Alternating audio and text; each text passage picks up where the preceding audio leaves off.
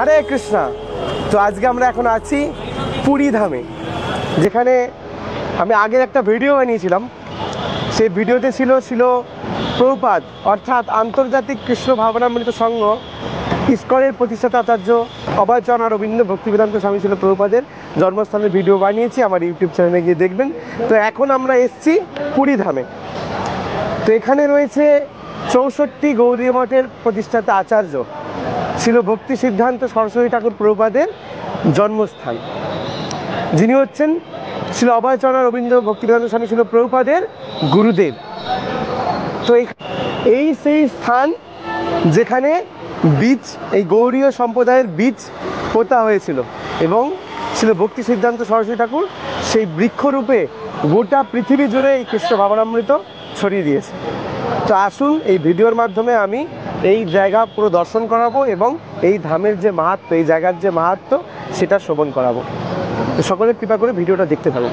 আরে জগন্নাথ মন্দিরের ঠিক সোজাসুজি 500 মিটার দূরে অবস্থিত এই দিব্য স্থান, যেখানে ছিল ভক্তি সিদ্ধান্ত সরস্বতী ঠাকুর প্রভুপাদ আবির্ভূত হয়েছিলেন। তো এখন এটা গৌড়ীয় মঠের আন্ডারে রয়েছে। এখানে একটি বড় মন্দির নির্মাণ করে ভগবানের সেবা পূজা ওনারা করছেন। তো শিল ভক্তিবিনোদ ঠাকুর জগন্নাথের চরণে আকুল প্রার্থনা করেছিলেন যে আমাকে এমন একটা ভক্ত সন্তান প্রদান করুন যাতে করে তিনি গোটা পৃথিবী জুড়ে কৃষ্ণ ভাবনা প্রচার করতে পারে।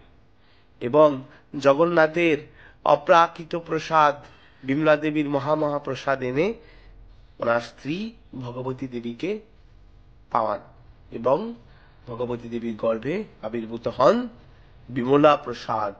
ভগবতী মায়ের গর্ভে বিমলা মায়ের প্রসাদ গ্রহণ করার পর যেহেতু ছিল ভক্তি সিদ্ধান্ত সরস্বতী ঠাকুর প্রভুপাদ আবির্ভূত হয়েছিলেন, সেই কারণে ভক্তিবিনোদ ঠাকুর নাম রেখেছিলেন বিমলা প্রসাদ।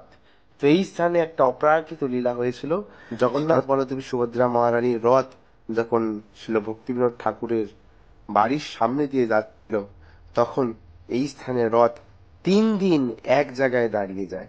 কত হাতি, কত টেনে নিয়ে যাত্রা করলেও সেই রথ এক পা হয় না।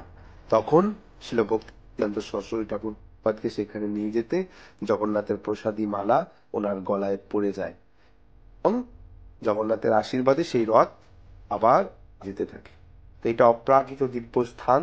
এই স্থানে ছিল ভক্তি সিদ্ধান্ত সরস্বতী ঠাকুর প্রভুপাদ 6 মাস যাবৎ অবস্থান করেছিলেন। তো এরপরে অনেক লীলা উনি করেছেন। যিনি এই মঠের প্রেসিডেন্ট রয়েছে, ওনার কাছে আমি ছিলাম। উনি মঠের বিশেষ বিশেষ কিছু তথ্য আমাদের প্রদান করেছেন এবং তা আপনারা শুনতে পাবেন। তো সকলে করে ভিডিওটা সম্পূর্ণ দেখুন। আরে আমরা এসেছি এবং এই ভিডিওতে দেখিয়েছি ভক্তি সিদ্ধান্ত সরস্বতী ঠাকুর প্রভুপাদের আবির্ভাব স্থান। তো এখন আমাদের মাঝে আছেন এই মঠের প্রেসিডেন্ট মহারাজ। আমরা মহারাজের থেকে জেনে নেব এই মঠ সম্পর্কিত কিছু কথা। তো মহারাজ কৃপা করে যদি আপনার নামটা বলেন। ভক্তি বিবেক পরমার্থী মহারাজ। হরি বল। তো মহারাজ, এই স্থানে ছিল ভক্তি সিদ্ধান্ত সরস্বতী ঠাকুর প্রভুপাদ আবির্ভাব হয়েছে। তো কতদিন আগে এই মঠ গৌরীয় মঠ পেয়েছে, এই জায়গা পেয়েছে? 1973। তো মহারাজ, এটা কি মঠটা কিনে, ওই জায়গাটা কি কিনতে হয়েছে? কিনতে হয়েছে, এই জায়গাটা কিনতে হয়েছে। তো এই জায়গাটা কাদের আগে কাদের অধিকারে ছিল? দক্ষিণ পার্শ্ব মঠ, দক্ষিণ পার্শ্ব মঠের আন্ডারে ছিল। ও, তো এখানে তো গেস্ট হাউস রয়েছে এবং প্রসাদ পাওয়ারও ব্যবস্থা রয়েছে দেখতে পাচ্ছি। তো মহারাজ, এখানে গেস্ট হাউস কি অ্যাভেলেবেল পাওয়া যাবে সবসময়? সবসময় পাওয়া যাবে না, আগে থেকে বলতে হবে, আগে থেকে খবর দিতে, বুকিং করতে হবে। তো যদি বুকিং নাম্বারটা কৃপা করে বলেন। ফোন নাম্বার আছে 9437280722। আর এখানে প্রসাদ কি পাওয়া যাবে মহারাজ? পাওয়া যাবে, প্রসাদ পাওয়া যাবে, ব্যবস্থা আছে, আগে থেকে ইনফর্ম করতে হবে। কবারের প্রসাদ এখানে ব্যবস্থা পাওয়া যায়? 2বার পাওয়া যায়, লাঞ্চ আর ডিনার। তো লাঞ্চ প্রসাদের মূল্য কত টাকা, ডিনার প্রসাদের মূল্য কত টাকা? সব 100 টাকা করে নেওয়া হয়। ও, লাঞ্চ এবং ডিনার প্রসাদের মূল্য 100 টাকা করে। আর এখান থেকে জগন্নাথ মন্দির সব থেকে কাছে, তো এইখানে থাকলে জগন্নাথ দর্শন অতি সহজ হয়ে হবে।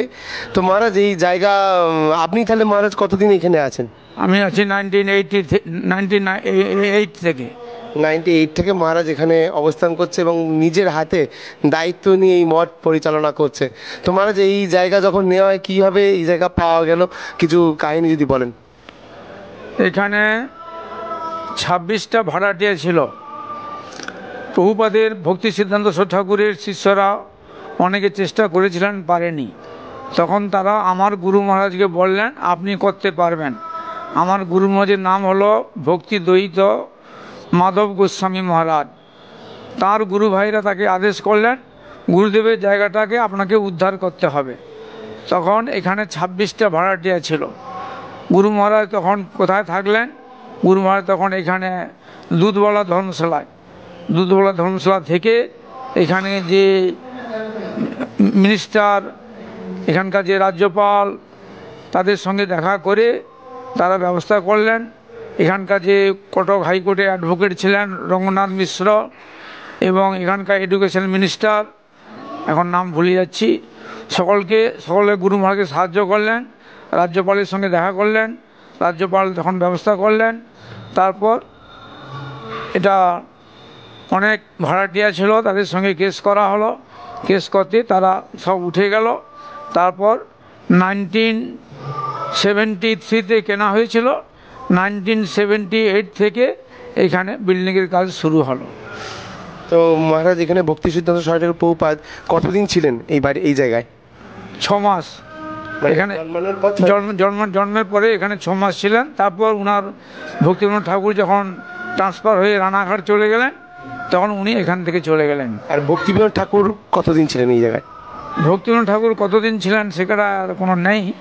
তো ভক্তিবিনোদ ঠাকুর তো এখানে ডিস্ট্রিক্ট ম্যাজিস্ট্রেট ছিলেন, প্লাস মন্দিরের অ্যাডমিনিস্ট্রেটর ছিলেন। সেটা কতদিন ছিল সেটা কোনো তার রেকর্ড নাই, কতদিন ছিলেন। 5-6 বছর হবে হয়তো। তো মহারাজ, তো আপনি সবাইকে যদি আহ্বান করেন এই মন্দিরে আসার জন্য, একটু নিমন্ত্রণ করে দেন। হ্যাঁ, ঠিক আছে, আপনারা সকলে আসুন। এখানে প্রভুপাদের স্থান, পরম পবিত্র স্থান, ভূতকলে পুরুষোত্তমাত। এই স্থান থেকে এক মহামানবের উদ্ভব হবে, সেটা ঋগ্বেদেই লেখা আছে। ঋগ্বেদে লেখা আছে হুৎকলে পুরুষোত্তমাত, অর্থাৎ উৎকল প্রদেশে পুরুষোত্তম ধাম থেকে এক মহামানবের আবির্ভাব হবে, যিনি সারা বিশ্বে হরিনাম প্রচার করবেন, মহাপ্রভুর নাম প্রচার করবেন। সেই বাক্যটাকে সার্থক করবার জন্য প্রভুপাদ এই স্থানে আবির্ভূত হয়েছিলেন। তো বুঝতেই পারছেন এই জায়গা কত পবিত্র এবং কত দিব্য।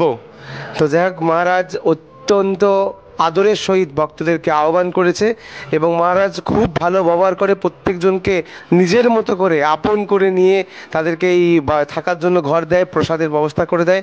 তো সকলে কৃপা করে এই স্থানে আসুন এবং এই জায়গা দর্শন করুন, এবং কন্ট্যাক্ট নাম্বারও দেওয়া আছে, ওই কন্ট্যাক্ট নাম্বারে যোগাযোগ করে এখানে থাকার এবং প্রসাদ পাওয়ারও ব্যবস্থা রয়েছে। তো সকলে কৃপা করে আসুন এবং সকলে ভিডিওটা সম্পূর্ণ দেখার জন্য অনেক ধন্যবাদ। হরে কৃষ্ণ। ধন্যবাদ।